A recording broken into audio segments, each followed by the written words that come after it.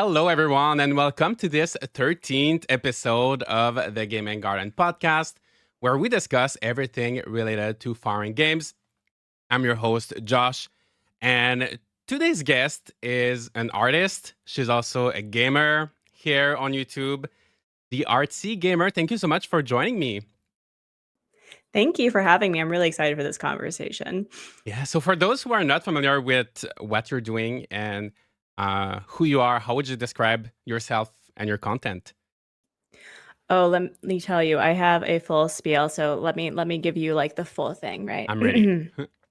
Hello, friends. My name is Artsy over at the Artsy Gamer. I make art, I play games, and I encourage others to do the same. I use they, them pronouns, and a good portion of my content revolves around Animal Crossing, but I do a lot of farming sims, and I'm actually dipping my toes into game development myself. So I'm very excited with that. Lots of coding that I'm learning how to do and pixel art. So this is a really good conversation for me because I think that I don't want to get into the spoilers because I'll leave you to that. But that's basically what I do right now. That's interesting. I had no idea you were into game development. So this is for sure going to be a very interesting conversation. Today, I think we do have some game developers watching this podcast as well. And yeah, so our main topic for today will be early access games and demos whenever we play games before they're fully ready basically. Is that a good thing? Is that a bad thing? We'll discuss and find out. And at the end of the episode, we'll have a few news. We're going to talk about wildflowers and some news regarding Fantasy Life Ooh, again. And nice. yeah, and usually we start the episode by talking about this week's releases, what we played. Honestly, there's not been any release that stood out to me in the last week. Mm-hmm. Have you played anything that came out recently? Um, no, not really. I am the sort of person that sticks with the things that I like, and I have been kind of taking a step back to actually focus on my own game development journey. The most recent one, although it was a play test for a game called Tailside, we don't really have content for it, unfortunately. But for 20 minutes, I was able to really understand the different terms with early access because there are so many. And what I liked about Tailside was this introduction as to what indie game devs are having to navigate when it comes to early access content for us to play. But for the most part, I've just been watching from afar Fields of Mystria because I know for a fact that if I get into that game, I'm never ever going to leave. So I haven't really been doing much of anything other than like Animal Crossing and some behind the scenes projects besides that point. But how about you? I have seen that you've been doing some Fields of Mystria and you've been loving the game. Yes, I've been playing a lot of Fields of Mystery. I'm gonna put some footage here just for visual Mm-hmm. our viewers on YouTube. I've been playing this game a lot, and I think Fields of Mystery is a perfect example of how to do early access right. I So I agree. think that I that would be a agree. great way to start this Absolutely. episode. I've been playing this game for about 40 hours now, and I Wow. love how everything feels very polished. Everything that is in the Mm-hmm. game is done so well. And until you reach Mm-hmm. that point of like the 40-hour mark and you can't go any further in the mines or like the story stops at 40 hours. Before that, it doesn't Mm-hmm. feel early access. You could tell me it's a full release for the first 30 hours and I would believe you. There's not many bugs. Yeah, just everything feels so nice and it's so refreshing because we're getting so many early access games recently, and that one is really like a breath of fresh Mm-hmm. air. I feel like I wish every early access game was like this, but it's very like this game is an It's exception. very special. It's so Yeah, special. it is the exception to the rule. Yeah. Is that something that the game devs had mentioned that they had about 40 hours of content or a certain, point in time with the game that's where it sort of ended? Is that something that they had mentioned to their players? I'm pretty sure they did mention on their website. One thing I love is the transparency. If you go on their website, Mhm. there's a list of Yeah. everything that is in early access, so you can see okay, there's maybe 50 different crops. You can go to level 60 in the mines. Mm-hmm. You can reach level 30 in all of the skills.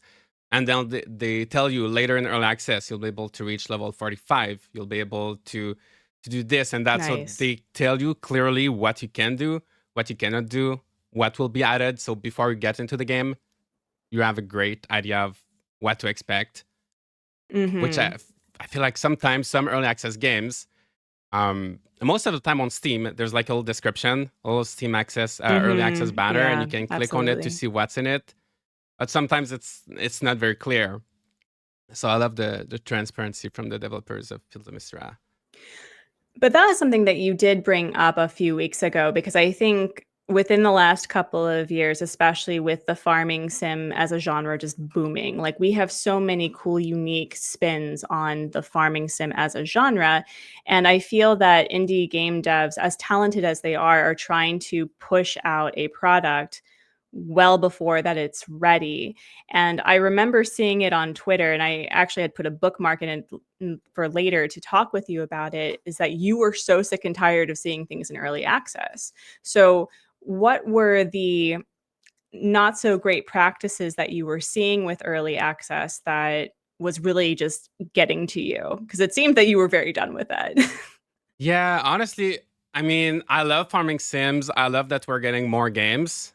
But I think one Hmm. thing that maybe developers don't think about too much is that they only have one chance to make a good first impression. Yeah. And I feel like nowadays we're getting so many events like the Steam Next Fest, for example, which happens, is it Yeah. twice a year, 4 times a year? I don't know if it's every season or I if it's, I'm a bad content creator. I think it's twice a year, I yeah, think. it feels like it's more than that. I feel like I'm not Yeah, even probably. over the past Steam Next Fest, and then there's another one coming up, I Mhm. think, next month. Mhm. And I don't know how you feel, but there's just so many games. And last time I played through maybe 10, 15 demos during the Next Fest, Yeah. and so many of Mhm. them, it just feels like the developers wanted to put out a demo just to be in the Steam Next Fest, just to have the Yeah. visibility of the event. But then you play the Mhm. game and it's just so rough.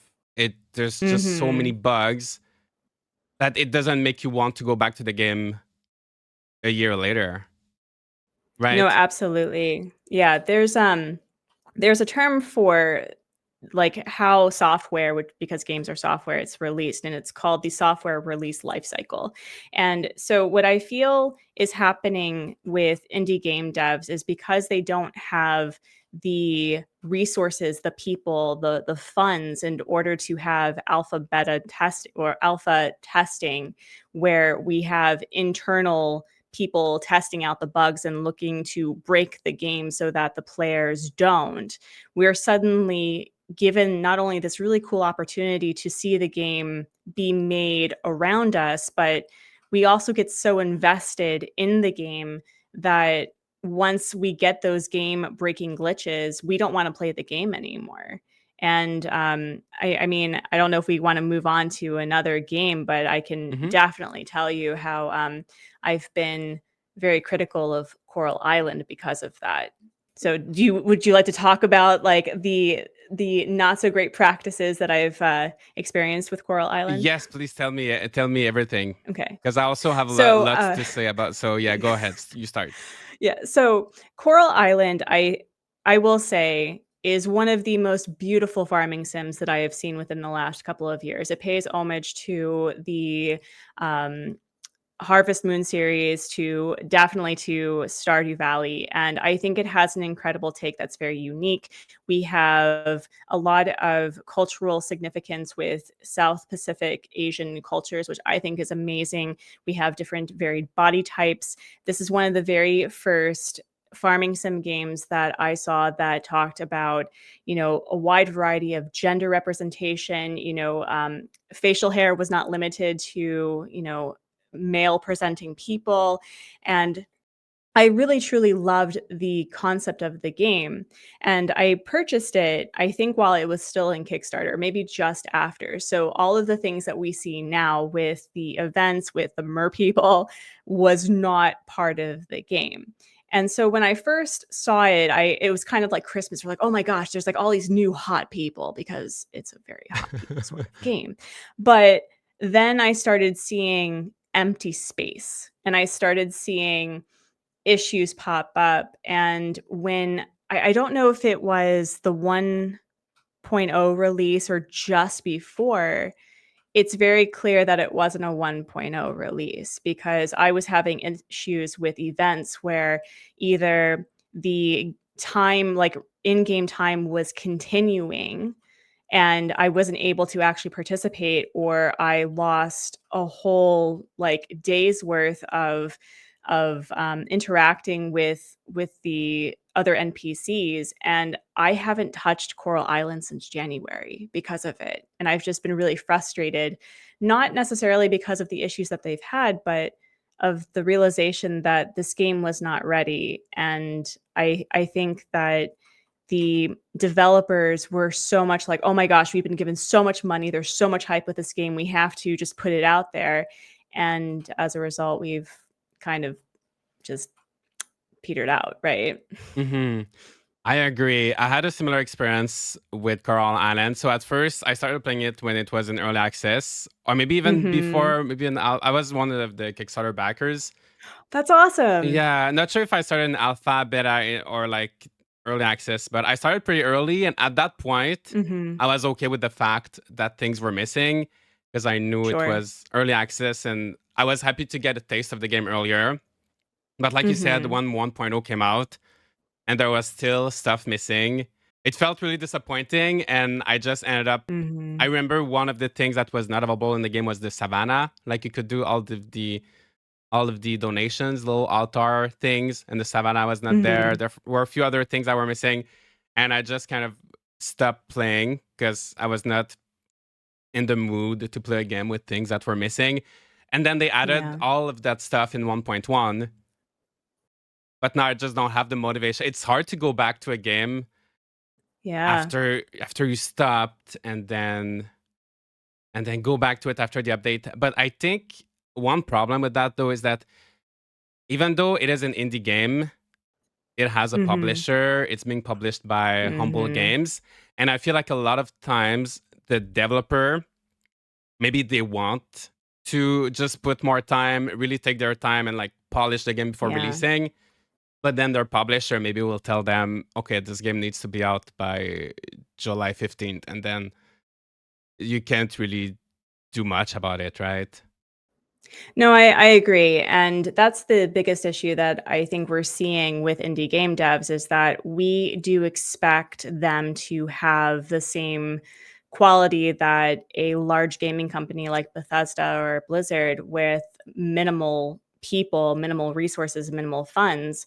And I've had games that I've supported on Kickstarter in the past where they're like, I know it's been literally 2 years. We're still working on it. So you can take a look if you want. But for me, I'm not even accusing Coral Island or the developers of Coral Island being dishonest because they're not. They've been very upfront Hmm. with the issues that have occurred.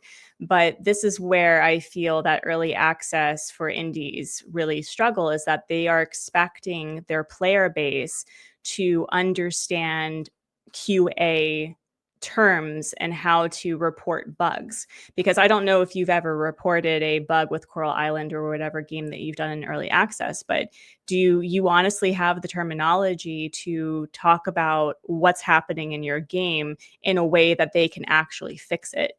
Yeah, that's a good point. I feel like a lot of people play the games. Like I do report the bugs sometimes, but it is time consuming Mhm. to do a bug report. So I wonder Yep. because a lot of developers do early access to be able to fix these bugs, but I do wonder what is the percentage of people that actually report the bugs and Mhm. get really involved into the early access process to actually like have an impact on the game. I honestly don't think that there's very many because as you said, it's time consuming, and I wonder if going forward with the relationship that content creators like you and I have with game developers, which is unique and really fun. Don't get me wrong. I love being part of like how the sausage gets made, but we do need to figure out how to remove the emotion of enjoying a game when it becomes game breaking. And I don't think we were at that point yet, because I was very upset with Coral Island being glitched out and that I couldn't improve the event because of it. Yeah. So do you think you'll go back to Coral Island eventually, or? With my ample free time, with having a toddler and, my game development, I don't know. I mean, I know that you have this philosophy of just like going back to a game and just like taking that time. But I have such a backlog of a lot of other games, not only in early access, but just games I want to finish. But Mhm. I would like to get back into it. I have so many saves with like Stardew Valley. I also have like multiple saves that I've done with Dinkum, which is also an early access game Yeah. that we can talk about as a good practice, I would say, with James Bendon as the developer. But I do feel that Coral Island, I for Coral Island specifically, it needs to be a finished game for me to get back into it, and I'd probably have to reset the entire thing, which is a bummer. Mhm. Yeah, that's another thing is that there's such a saturation of games. We are getting so Mhm. many games every week, every month, even within the same genre. If we take just farming sims, Mhm. there's just so much competition. Yeah. So right now, I'm playing a lot of early access games for content. But I feel like if I Mhm. was just a player just playing on my own, why would I play a game that's in early access Mhm. that's not finished when there are like 10 other games I could play that are like fully Absolutely. released, right? Mhm. No, I absolutely agree. And I mean, I know we'll probably get into talking about early access versus the good quality um, aspect of the demo, but I think Dinkum is probably one of the darlings with early access that I still feel that when it was published, it was a finished game. And I remember, I think I purchased it when it was released to the public. I think that was July of 22, I Maybe, yeah. think. I think it's been a couple of years, Mm-hmm. because I remember it was around the time of the 2.0 update with Animal Crossing. I think that's accurate, because my son had just been born. And what I loved about Dinkum was not only did I see the paying the homage, because we're going to use that word multiple times in this podcast apparently, to Animal Crossing and also Stardew Valley, but it had a unique spin with James Bendon's, Australian background. And what I loved about Dinkum and the updates before that point is, yes, there were bugs with the early access. I don't know when you started playing Dinkum, but it was still a complete game. All of the mechanics that you would expect from Dinkum were already in the game. And what we've been seeing with the updates up until now have just been, good positive additions that we love to see. Mm-hmm. When did you start playing Dinkum? Do Yeah, I you also started remember? playing it right when it released, and Mhm. I was so surprised because yes, there were a few bugs, but overall it felt, sometimes you play a game in early access, you try to go somewhere and tells you, oh, you can't go there. You try to do something, oh, sorry, that's not in the game yet. There's Mhm. nothing that breaks the immersion more than like wanting to do something in Mhm. the Oh, game and the game tells you absolutely. you can't do it yet. Mhm. But with Dinkum, you don't feel that. Like the game could have just been a full release and I wouldn't have noticed. Because Mhm. the whole gameplay loop, everything was working, and then like you said, every update is just like additional content. So you can tell that James, the developer, just put so much work and really waited. That's one thing too. The game is self-published, right? Mhm. So just by himself, he was able to really take his time and release it when it was ready. And I think that Mhm. that makes a big difference. And the first time you play it, it leaves a positive impact, positive impression on you, and then you want to keep playing it. And it's still in early access today, and it's closer to the full Which is release. wild. Um, That is so wild to but me it's such a that good it's game. been 2 years. The one thing that I will say, and I agree with what you had mentioned about James Bendon taking his time. I do think that when he released the game, that it was further along in the early access, life cycle for releasing software than what we've been seeing recently. And also just James Bendon has been connected to a lot of content creators who fell in love with this game, like Dan from Crossing a Minute, Cato over at Console Cato, AJ was a big addition. There were a couple of others, but I did notice that the interactions with the content creators directly has impacted positively the game itself. And I don't think I've really seen that with other indies the way that James Bendon has done it. Hmm. That's so true. I feel like he's really involved within the community. Like almost every time I stream Dinkum, like James shows up and like he's Oh, that's awesome. chatting with us, and like when if any viewers have questions about the game, Mm-hmm. he will answer in the chat. And it's not like a necessary thing. Like you don't have to do that. I think as a game developer, if your game is good, people Mm-hmm. will talk about it and play it anyway. But I feel like it really creates a sense of community. And I know it's just amazing that this game was developed by one person. And I like to see that this Mm-hmm. person loves supporting content creators and loves like interacting with the players. And it just adds a little touch to the game that makes it special, I feel like. I agree. I also I don't know if this would be a good part to add this question to you because, as I said, I really pinged on the whole concept of early access when you had mentioned it on a Twitter post maybe a month or two ago. But I've started realizing that the we don't really have that general hub of social media the way that we did before, Elon Musk had purchased Twitter and it became the dumpster fire we know and hate right now. But I do feel that indie game devs are really struggling to find a specific way to hype the game without fully releasing it on Steam. Do you know what I mean? Like Hmm. the only way for them to generate hype these days is by putting it out in early access or providing a demo that is mostly a complete game that maybe they're not ready for. And I don't really have the answer to that. And I would love to hear because you do work with a whole slew of indie game devs to promote and talk about their content and review it, how you feel that could impact the software release lifecycle. Yeah, honestly, I feel like I think there's definitely a way to build hype for your game without having it Mm-hmm. being playable. For example, Fields of Mystria, that game had been in development for so long, and they were just talking about it here and there, posting Mm-hmm. little gifs, little screenshots, videos here and there. And I feel like they did a good job because that game looked unique. It has a Mm-hmm. fun premise, beautiful art style, and I feel like it was able to capture people even if people were not Mm-hmm. able to play it. Because, like I said earlier, if you want people to be hyped for a game, but then you give them a demo that's not finished, I think Yeah. it's maybe you're gonna get hyped when you're gonna get hype when you release it. People will try it, and then they won't like it, and then the hype will die down. And Yeah. also another thing is like sometimes a game releases in early access, everybody plays it in early access, and Mm-hmm. then it kind of dies down, and then the full release happens, and everybody already kind of played the game, so there's not Yeah. as much. I feel like it's better to just build momentum and like release, bam, everything all Mm-hmm. at once, like a finished product all at Mm-hmm. once.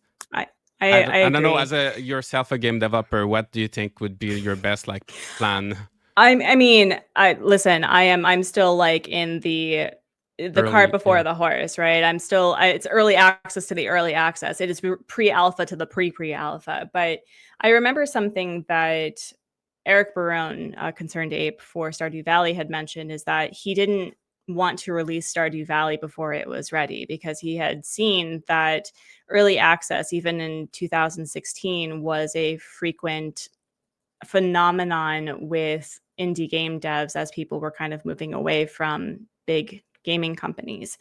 And for me, I definitely feel that the concept of a demo is significantly more important where you can play, a couple of hours as opposed to just releasing it in early access for everyone. But because of the unique nature that content creators have now since, COVID and the introduction to gaming as a whole genre on YouTube now and, even more so on Twitch, that I think we need to remove or possibly remove the concept of early access for everybody and have it be for content creators to generate hype where it's appropriate and then start releasing it a little bit later for the general public, because I do love the relationship we have with indie game devs, and I do love a good demo, because let me tell you, I have played a couple of amazing demos that gave me the mechanics that helped me see exactly what I'm going to enjoy or appreciate from the finished game, but then I'm not immersed in the game so much that I've already, as you said, played it in early access. So why should I play the full game after? Mhm. What's the most recent demo that you've played that really caught your attention and that you were excited to play the whole game when it came out? Okay, so I could talk about Fields of Mystria again. Sure, I have sure, two absolutely. games. One of them would be Fields of Mystria. I love how that demo was built in a way that it was not just the beginning of the game. So it was the first 3 days, but you had Mhm. things you wouldn't have access in a full release in your regular 3 days. So you had access to the mines, you had some magic spells.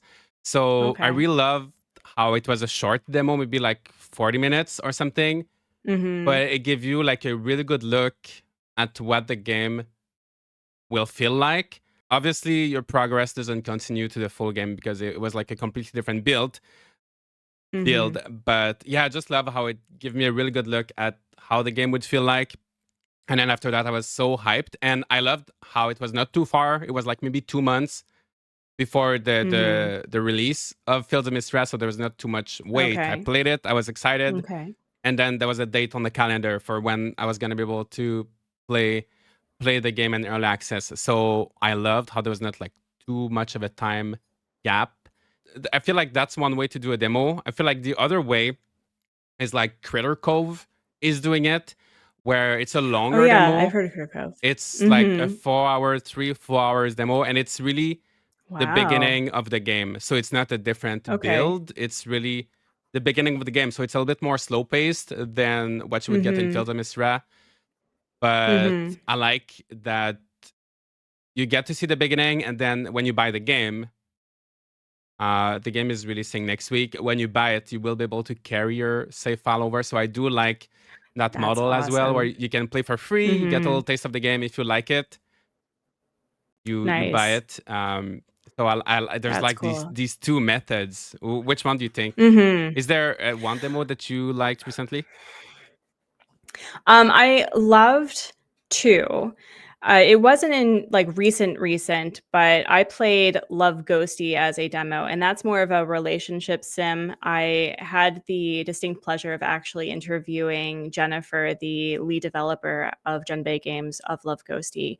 Um, oh my gosh, time is weird, but, a little bit of time ago, and what I loved about the demo was all of the mechanics that you would expect from the tutorial aspect of the game, all the way to playing around with the I think she had maybe 4, maybe 6 of the characters available.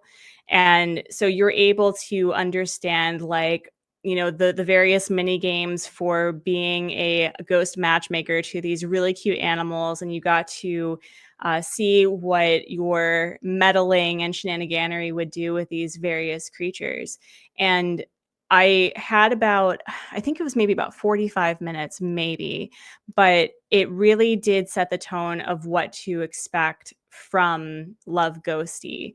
And Jennifer is the sort of person, as well as her team, that it's like when they release the full game, they want it to be like pristine, crystal clear.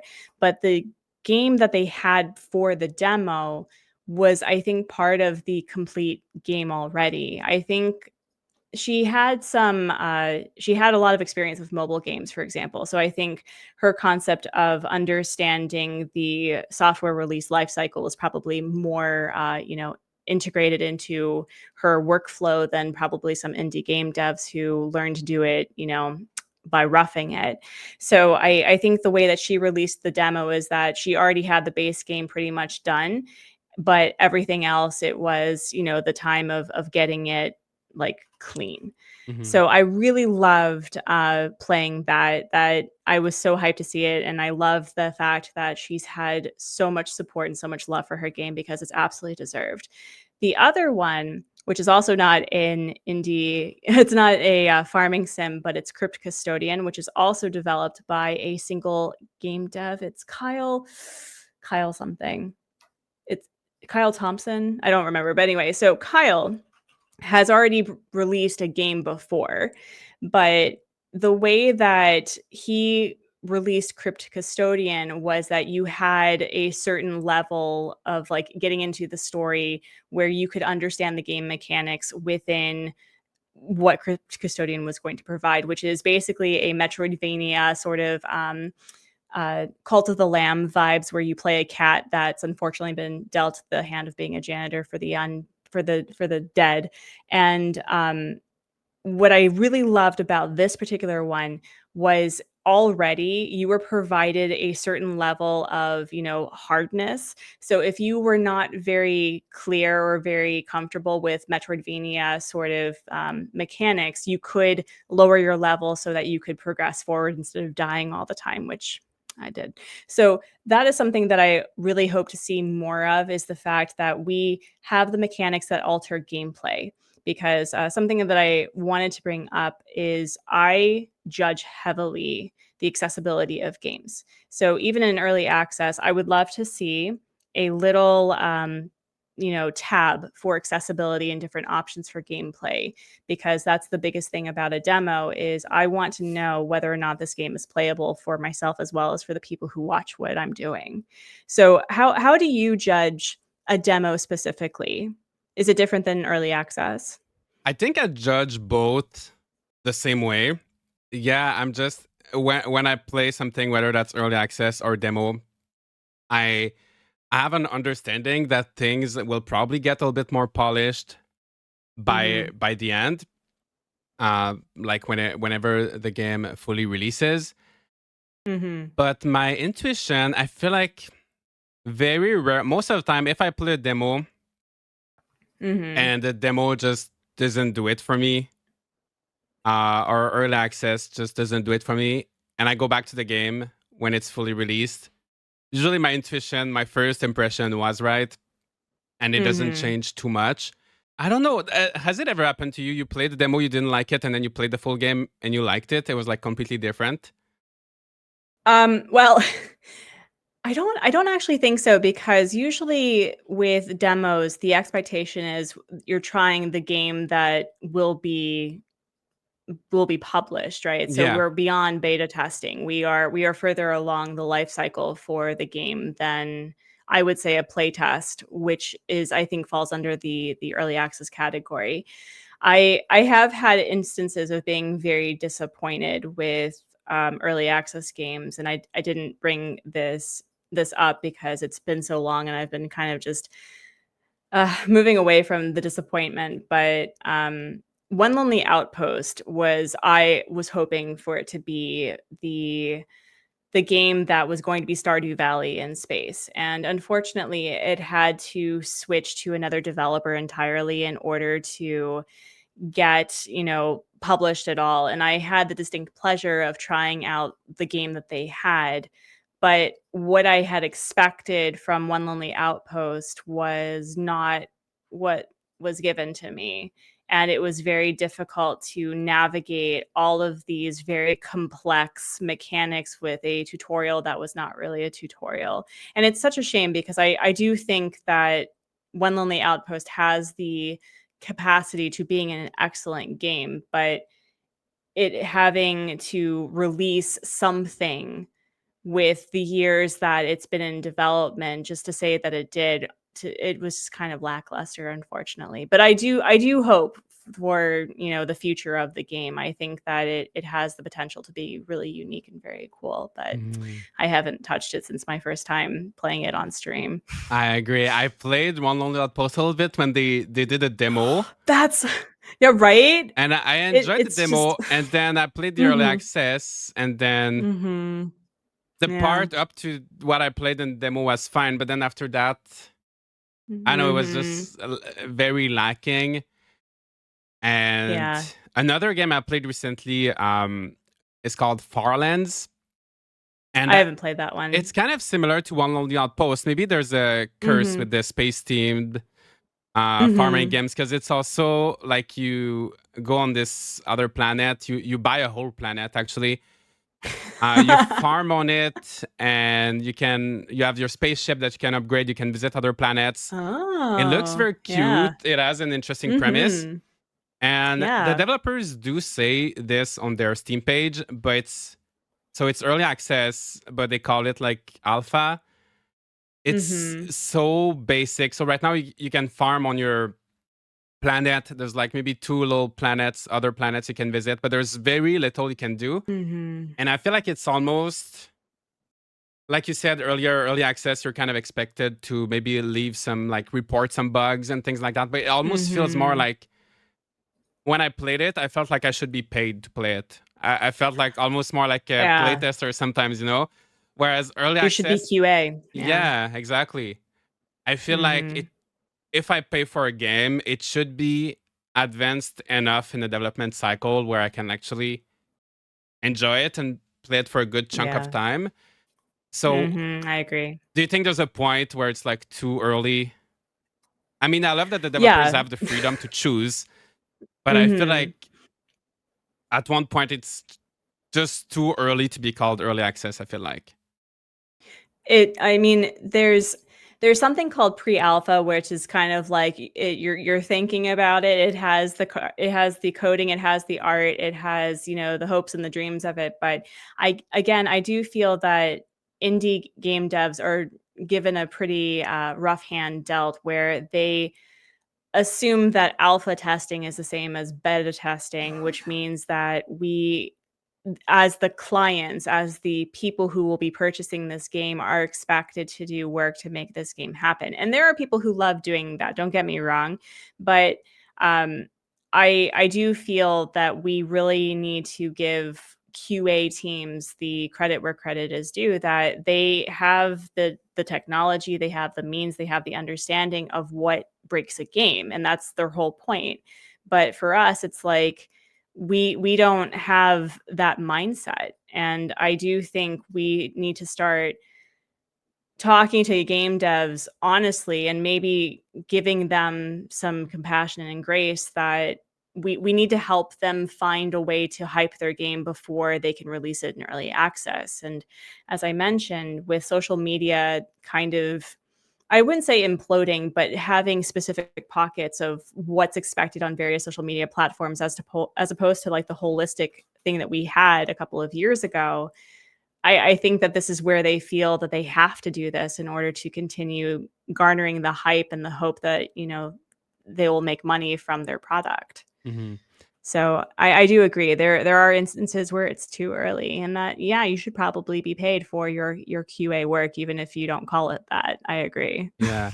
Do you think that one reason why it happens is because a lot of indie developers don't have a lot of budget and maybe they can't pay any I QA mean, staff, and that's why they would release their game yeah, like super early? absolutely. Yeah. Absolutely. I mean, I was actually, for my game dev journey, I was looking up how much it would cost to pay for other people to do some things for me, because it's like, if you're going to be a solo game dev, like Eric Barone did the music, he did the coding, he did the art. And if you were going to actually purchase a team and hire a team, I'm sure that Jennifer over at Genbei Games for Love Ghosty can tell you more about it. I didn't ask her about her finances, but she financed paying her entire team. Like, she saved up for years in order to be able to do that. And so, to budget a small indie game company is in the six digits for how much, like, on the base level. And for the most part, we are probably expecting to see, for the quality that we expect, into the millions of dollars, which people don't have. So we do need to give indie game devs some credit, that they are doing it with what they have as resources, but at the same time, it is a product. And so we Yeah. we need to figure out, as the client and as the consumer, as well as the playtester, like, what should we expect from that? Hmm. sometimes I feel like maybe some developers are too ambitious. I feel like if, I like you said, agree. it is a product. So if you don't have the means Mhm. to do a product, maybe you should do something smaller. Maybe I know everybody wants to make their dream game, but if you Mhm. can't do it properly, I feel like sometimes it's maybe better to just not do it. Well, Y- and I that's don't when so Thor over at Pirate Software, who is currently in the process of creating Heartlands, and he's all over your shorts. I don't know if you've seen him on YouTube; he's everywhere. But the way that he tells game developers, or want to be game devs, is one, you treat yourself with professionalism. That if you are in game development, you are in game development. You may be new at it. And then the second thing that he says is that you see that game that you want to make, you're going to make that a little bit simpler. And you see that simple game that you want to make, you got to make it even simpler, which is why with my game development, I'm working on the two mini game concepts of the overarching game idea that I have, so that I understand the mechanics to make it larger. So my game is not going to be released in a year. It may not even be released in 5 years. It maybe will be released in 10 if I can get around to it. But game devs don't really have that time, either that or their passion projects, in which know. case we again probably should have a a unionized sort of conversation with indie game devs and how to promote their stuff that's non-early access, and maybe the demo is the answer. So would you prefer, as a person whose entire job is based on significant chunks of one game being featured early access or 1.0, would you prefer a a glitchy early access or a polished demo? A polished demo. I would prefer to play definitely a good 20 minutes, 30 minutes, 1 hour of a demo that's really gonna make that's gonna be impressive, make me want to play that game Mhm. more. Because if I play a glitchy early access, why the goal of an early access or the goal of a demo is to make you want to buy the game or make you want Mhm. to play the game more. So Or wishlisted, yeah. if it's not the best product you can offer, I think you shouldn't offer Mhm. it, or you should just wait until it's ready, Mhm. because otherwise it does the opposite. Like I said earlier, like last Steam Next Fest, I played so many demos of games I was excited Mhm. for, and instead of making me more excited, it just kind of killed the hype I had for some of these games. So I feel like Mhm. you're better off working on one demo, like something short but polished, that feels like I agree. that's gonna leave you wanting more, and like make you. And I think that's a much better way to build the hype. And you just tease a little bit of your game instead of like giving them a big chunk that still needs more work. What do you think? I agree. I would say that since the farming sim hold on. I think because the farming sim genre is something that we both share as a love. I do think that a maybe there should be a standard to what to expect from a farming sim game demo. And I do think, based on what you were talking about with the Fields of Mystria, that having a couple of days, basically the tutorial of how to play Fields of Mystria, is going to be your best bet. Just like let them meet all the hotties, try all of the mechanics that you would expect in the game. I still feel that having accessibility as part of your playtest or demo or early access is necessary, because we do have disabled members of our community that also like to play games, and that I usually can't in good conscience recommend a game unless I see that they are making a double effort in accessibility. So I think maybe holding game devs accountable, not in the sense of shaming them for trying to put out a game, but saying like, it's okay to wait and maybe find new ways to promote what you're doing. Like, as I said, Thor over at Pirate Software streams from like 6 days a week for 12 hours and does a whole slew of things aside from developing Heartlands. So I mean, I think there's a whole new way that game devs can garner hype, but also show how the sausage gets made without people getting immersed in their world and then have it be game breaking. That's so true. One thing though is that you mentioned that the developer like doing streams and things like that. That's one thing we're starting to see more and more, like game developers doing Mm-hmm. devlogs Absolutely. or posting a lot of content on Twitter. But that's also Mm-hmm. it's almost like a whole job by itself. Yeah. I remember I talked with the developers of Echoes of the Plum Grove a year or Oh my two gosh, that must ago. have been so fun. That game was so much fun. And so there are just two people working on that game, and then they were also doing the whole social media and like the Mm-hmm. Kickstarter, like community, like the support after Kickstarter, and like Mm-hmm. the Steam discussion boards and the Discord, and then eventually they hired Mm-hmm. someone to help them with social media, I believe. But that's the thing. Sometimes with small teams, you want to work on your Yeah. game, but then you also have to like work on social media. You have to community management. There's so much you have to do, and you can't like you either You can't hype do the it game all. or you work on your game. Yeah. Yeah. Yeah. It's I think it's the same thing with being a content creator in general. I mean, they have to do a little bit more with the crunch work, but it's the same thing that we do. It's that recording, the editing, the marketing, staying on top of everything. We do have a similar relationship to how we interact with the community. I understand that having to delay videos or live streams because of real life issues or because you literally just can't do it all. I do think that we expect a lot more of indie game devs than I think they can reasonably do. But at the same time, if you're going to promote a product that way, you do need to take your time. And that's again what I thought that Jennifer over at Genbei Games did so well, is that she was very upfront about, things that she was working on, sharing snapshots, but the demo was still good before that point. Hmm. Right.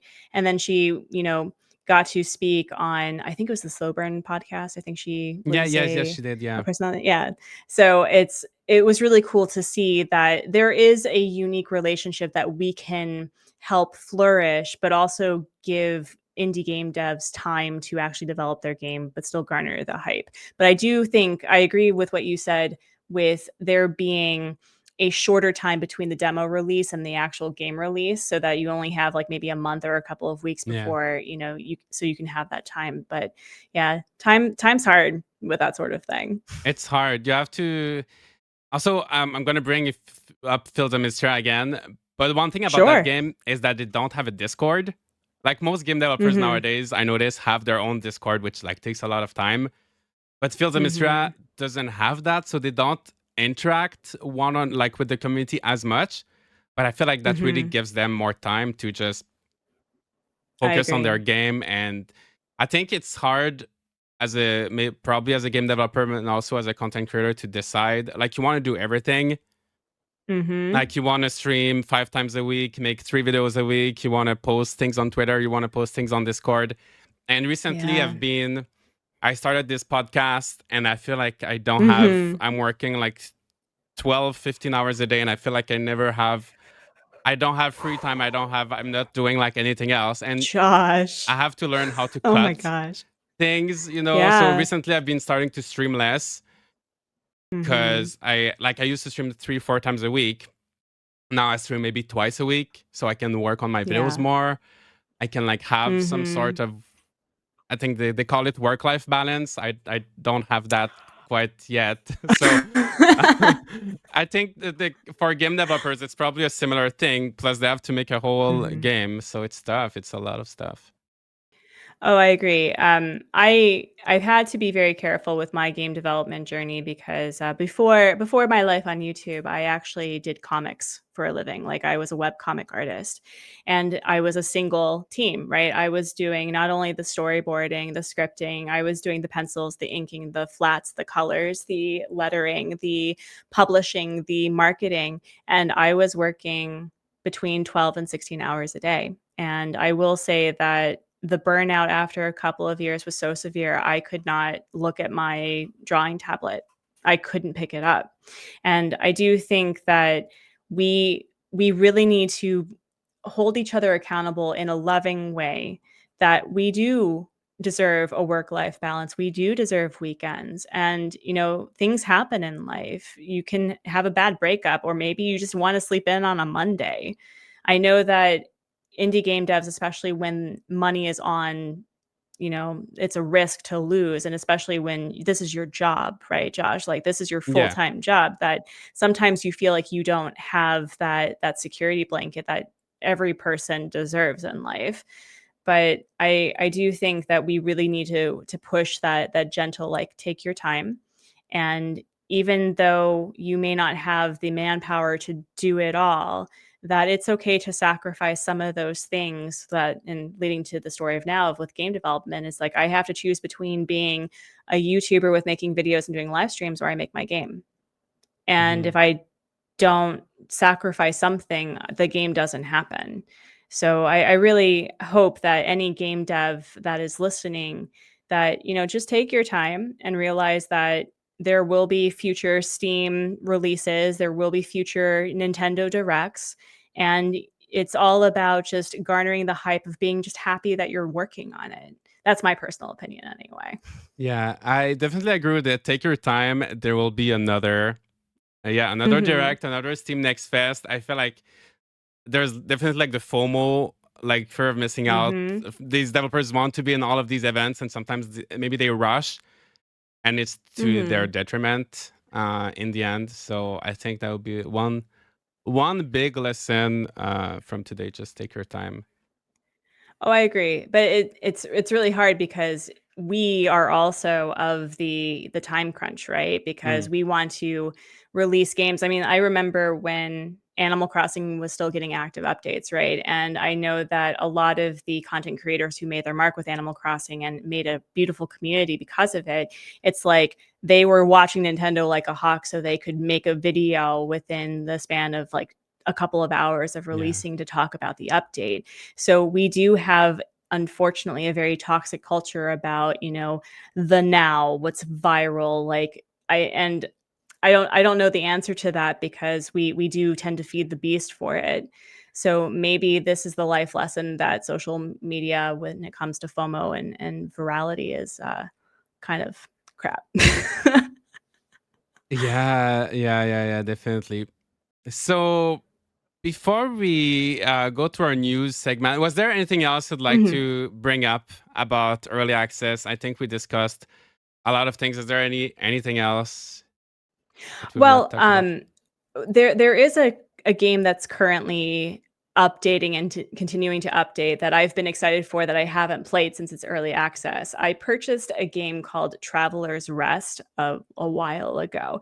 And back in the day, basically all you had available to you for Traveler's Rest was, you had the inn, you could make your alcohol, and you could do a little bit of farming. But all of the expansion that you see now has been years in the making. There was like, I think the one thing that we really liked about it, because my husband and I were playing it during COVID, that the multiplayer ability allowed for us to like work on things. Like, one person could manage people being disgruntled, and then the other person could serve alcohol or whatever beverage or gruel.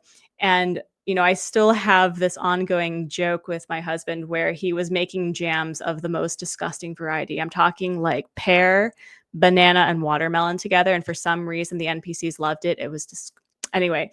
But the fact that Traveler's Rest has become more than its previous early access in such a beautiful way, like, they've expanded so many different parts of their world and what you can do beyond what I remember playing. And that's just such a cool thing to see. And I do think that's a good way to go about it, is like, this is what you can expect from the base part, and it's going to get even better, and it has. Hmm. So I don't know what that's going to look like for other games, but if you have not tried the game, Josh, you should. It's excellent. Yes, I've played it a little bit. I played it when Nice. it was very early in the early access, Mhm. and then I played it again when they did the farming update. Mhm. And Yep. one thing, the game changed so much. I think at one point they revamped the whole like art style. So Oh yeah. they Yeah, they really did. did a lot of work, and it's one of these games. So usually for early access, I always play the game a little bit on early access, and then when I finish everything or when I feel like I've done enough, I stop. And then I try to go back during the full release. Sometimes it works, sometimes it doesn't. But I feel like with this one, I just want to wait. So I played it for maybe like 5 hours in total, maybe a little bit more. But now I feel like I just want to wait. I'm trying not to stay up to date. I'm trying not to like look at it. I think I just want. I know it's going to be a great game. I don't want to get my experience ruined or get burnt out I on the agree. game or something. So I'm just gonna wait I agree. until the full thing comes out and experience it fully because I know it's going to be a great game. And I feel like that's yeah, like I said earlier, like as a content creator, I try to play a lot of games in early access, but sometimes like if I was just a player, I would definitely just wait for the full release. But this one, even as a content creator, I think I just want to wait. Yeah, no, I agree. I feel that the concept of it at the time when it was just in early access was fun enough for two people just to like spend time making weird combinations and seeing what to do. But I will say that because the game has changed so much, it's been so overwhelming that I have a hard time getting back into it because it's not the game that I remember. So Mm, there is kind of like some positives and negatives, but I think that's more of a me problem than the game devs because I follow them on Twitter and I think that the way that they've been sharing the updates as they've been doing it has been excellent just from a news perspective. But yeah, it's just I think we really do need to figure out how to create a better understanding between content creators as well as players of the game and how we promote it and how it's played from the mhm. general public when it's released in early access. But I Yeah, don't have the answer to that. yeah. One thing you brought up, I find interesting. Like you said, the game was becoming overwhelming as they were adding things. Mhm. There's definitely games that you can feel a change of direction when you play them. You Yep. can feel the game is shifting. For example, Sunhaven Mhm. is one game I really, really enjoyed when it was in early access. And the full Mhm. release, I still enjoy the game with the full release, but I feel like the game feels a little bit bloated. They keep Yeah. adding stuff, and I feel like maybe that's one trap of early access is that you get all of these players telling you, "Oh, Mhm. I want this in the game. I want this. I want that." Yep. And then maybe the developers are like, "Okay, let's add all of these things." And then Yeah. the game ends up feeling bloated. Like in Sunhaven, at first you could craft everything with like 2 or 3 crafting tables, but now there's like Mhm. 15 different crafting tables in the game, and Oh, it's I no. know it's just too much. It's just too much, and now That's they what keep adding like new yeah. towns, new characters, and I feel like at one point I would rather have less content, but have that content more meaningful. And then, Yeah. so sometimes that's one thing. You play a game in early access, you like it, and then it's a full release, and you don't like it as much. So, That's kind of how I felt a little bit with Coral Island is that there is a fine line between just enough, right? mhm. But I don't know where I haven't played Coral Island with the addition to the dinosaurs, but for some reason dinosaurs were added to the game and I'm going, I mean, were the game breaking glitches also managed before you added Right? the dinosaurs, which adds more code? Because that sounds like a problem, my dude. But again, I haven't played Coral Island to see what they have fixed and whatnot. But it's just it's like dinosaurs, though. I mean, that's cool. Don't get me wrong. I love dinosaurs, but I feel, as you said, it's kind of like supporting the is it the id or the ego? I think it's the id where it's like any fun idea is instantly a success. Mm, And there's a reason why you have alpha testing and then you have beta testing before you release the game because sometimes not every brilliant idea is a good idea. So I absolutely agree. yeah, sometimes less is more, I think. Mhm. Hmm 100%. Mhm. There's another game I'm thinking about right now. It's still in development, Farm Folks. There's so much I want to say about that game that could probably be a whole episode on its own.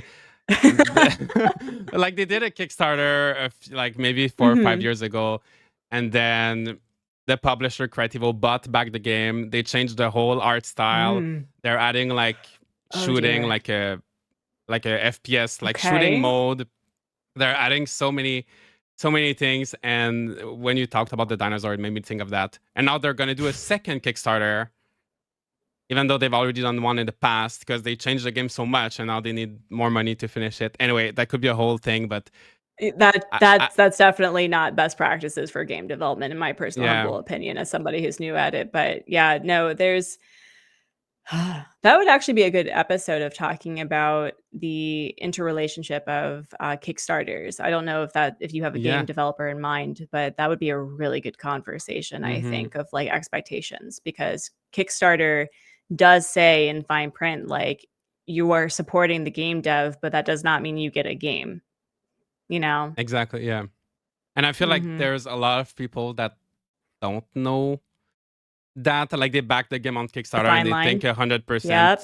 they're gonna get what they paid Mm-hmm. for. There's no Yep. guarantee, so it's a risk. So I think we covered pretty much everything we had to Mm-hmm. say for early access. It was such an interesting conversation. If there's any game developer watching or listening, I hope they get some good tips. They learn a few things. Um, Before wrapping up the episode, we always do a little news section Ew. um, to catch up everybody on what's happening in the world of farming games, in the world of cozy games. So I don't know if you've played Wildflowers. They are releasing their final update. So they've been doing lots of like free updates, adding to the Mm-hmm. story, adding some new. Ooh. So this update is called the Magical Creatures, and it's releasing on September 5th, Oh my which gosh, is that's so at cute. the day that this episode is releasing. Um, have you played Wildflowers? I have not. It seemed like a really cute idea. I don't have time to play all of these Mm, shiny games. I really don't. My wallet would hate me. But it did seem like a really cool idea, and the people who liked it, I trust their opinion on it. It seems really cool. yeah. Have you played it? I'm sure that you have. Okay, so I played it a little bit. I loved the Mhm. story. I love how it's all voiced over, which we don't see a That's lot so in farming cool. games. So everybody's talking. Yeah. It's almost like a little series, a little movie that you're watching. So I Oh, found the that's story very nice. fun, and I love that they keep adding free content for the players. But I didn't find the Mhm. gameplay. I like my farming sims to be a little bit more like challenging, or I found the gameplay not Mhm. very appealing to me. It was very this game released on Apple Arcade first, so it was a mobile game Oh, originally. interesting. So Okay. the farming is a little bit more simple, but the story, the narration, the voices, everything, all of that is amazing. So I'm very happy that they're releasing their final update on September 5th, and I think they're hiring for their next game. So they're gonna after that they're gonna start working on Ooh. their next. Wow. So I'm Are they hopeful. hiring a whole bunch of people, or is it a specific, job? I don't know. I see them posting like job listings from time to time, so I think they're like expanding their team, and Wow, I have that's no doubt their cool. next game will be like good quality. Like the quality was definitely there. What Mhm. this game is just the gameplay was not really for me. But I'm Mhm. That's hopeful. fair. I'm hopeful it's gonna be great. So September 5th, free update for Wildflowers. And the last bit of news. So I don't know if you've been keeping up with Fantasy Life. Is it the game you've been looking forward to? I've never actually seen this. I'm such a Oh, bad content creator. I've been, like, doing this thing called work-life balance, and because of that, I okay. don't know anything that's been going Okay. on. Well, that's So good. tell That me about it. at least you have a life. So Uh, so Fantasy Life is the original game released for a 3DS, and now they're releasing a Switch, a sequel for the Switch. Ooh. It's basically a game where you switch between different lives. So you can be a farmer, you can be a fisher, carpenter, Wow. warrior, and you. So each job you'll do different things. It's a very cozy, very chill game, even though it has combat. Like it's pretty chill. And the sequel was supposed to release last year, and then it got delayed to sometime this year, and then it got delayed to Mhm. October 11th. And then 1 or 2 weeks ago, maybe 2 weeks ago, they said no, it's not coming out on October 11th. So we don't know when it's going to be releasing, but they've announced that the developer is level 5, and they announced their level 5 vision event on September 24th, 9 p.m. Ooh. Japan time. And at that time, they will announce the new release date. Mhm. So we should have been playing this game in like 1 month from now, but we're going to be playing it in, well, later this month. We'll know when it releases. I'm guessing Mhm. maybe in 2025. I don't know, but we're getting closer to Mhm. getting a new release date. Hopefully, the last release date. That's exciting. Is this a game that you've played on the 3DS? I played it on the 3DS. I never finished it, but I played it a good chunk, and I played it a little bit, I should say. But I'm really looking forward to playing this one, and I'm kind of glad that they're dealing it. That's one thing, like to polish it, right? We've been talking Yeah, about early absolutely. access games that release in a state that's not fully playable or like that needs a little bit more work. So personally, we have so many games I don't mind waiting. But I know for some people, maybe that's the only game they've been looking forward to playing. So maybe for some people, it's maybe more sad. But for me, I just want it to be good, and I'm ready to wait. Yeah, I think that's the really fun part about our relationship with games is that I'm okay with waiting. I know that some people like one game is their thing, but the fact that we have so many farming sims, I just like I can't do all of the same mechanics in 4 different games. You know what I mean? Yeah. That's kind of the other main issue that is not part of early access and demos. It's just I look for something that's unique now beyond the farming sim, which is kind of what I'm hoping for game development, not plugging it in or anything. But, I really hope that game developers, instead of trying to release things just for the sake of releasing it, that they do take their time to see like what interesting mechanics that they can do that's different. Definitely, because we're seeing more and more games that It feels the feel same. the same sometimes. Like the game I was talking about earlier, Farlands. It looks like Stardew Valley, but the grass is purple instead of green. You know? Or my favorite thing is in Coral Island, instead of copper, I think they have was it Bronze. bronze? I know. I was talking about that on Twitter the other day. There's so many games. Rune Factory does the same mistake. So for those who don't know, or our listeners, bronze is an alloy of It's a copper and science term. tin. You cannot mine bronze. If you're making a game with mining, it's copper. You cannot mine bronze in the wild. I know.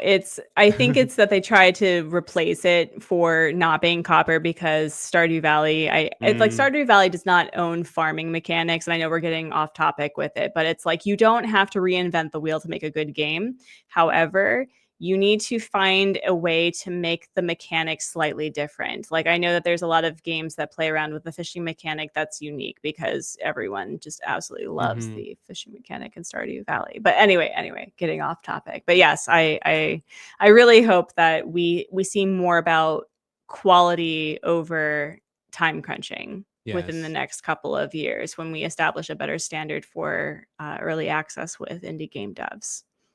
Yes. I completely agree. So hopefully we're gonna get to see some unique games in the coming years. We're getting more and more games. It's kind of overwhelming, but hopefully, yeah, absolutely, quality over quantity.